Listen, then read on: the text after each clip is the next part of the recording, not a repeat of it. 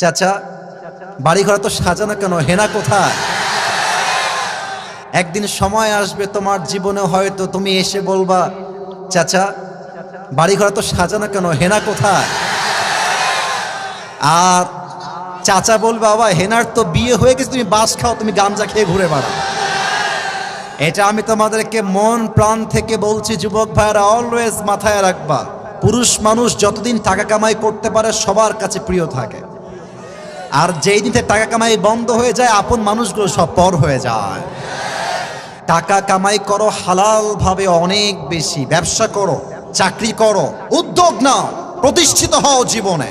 যদি মায়ের কাছে সেরা সন্তান হতে চাও, যদি বাবার কাছে সেরা সন্তান হতে চাও, যদি তুমি তোমার স্ত্রীর কাছে সেরা স্বামী হতে চাও, যদি তুমি তোমার সন্তানের কাছে সবচেয়ে প্রিয় বাবা হতে চাও, তুমি যদি বোনের কাছে সবচেয়ে প্রিয় ভাই হতে চাও, টাকা কামাই করা ছাড়া কোনো গতি নাই যুবক ভাইরা। বলো বলো বলো।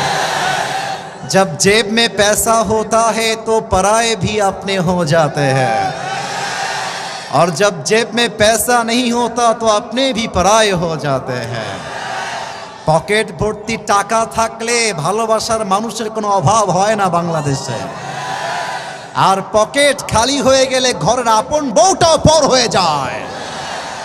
এজন্য আমি মাঝে মাঝে বলি, जब जेब में हो पैसे तो लोग पूछते हैं तुम हो कैसे, और जब तुम हो जाओगे कंगाल कोई पूछने नहीं आएगा तुम्हारा हाल। पॉकेट भर्ती टाका बोलबे हाउ आर यू, কেমন আছেন ভাইয়া আপনি, আর যখন পকেট খালি বলবে হু আর ইউ, তুমি কে, তোমাকে তো চিনতে পারছি না ভাই আমি। এই পুরো দেশটাই হচ্ছে টাকার খেলা।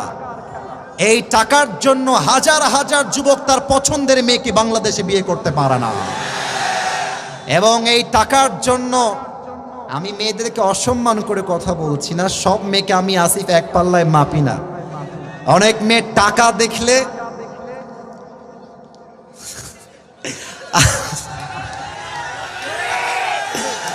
টাকা দেখলে আর সরকারি চাকরি দেখলে টাকলার সঙ্গ বিয়ের পিড়িতে বসে যায় না, এমন মেয়ে তো বাংলাদেশে নাই। আরে নাই, আরে নাই রে ভাই, থাকলে আল্লাহ হেদায়েত দান করুক, পড়েন সবাই আমিন।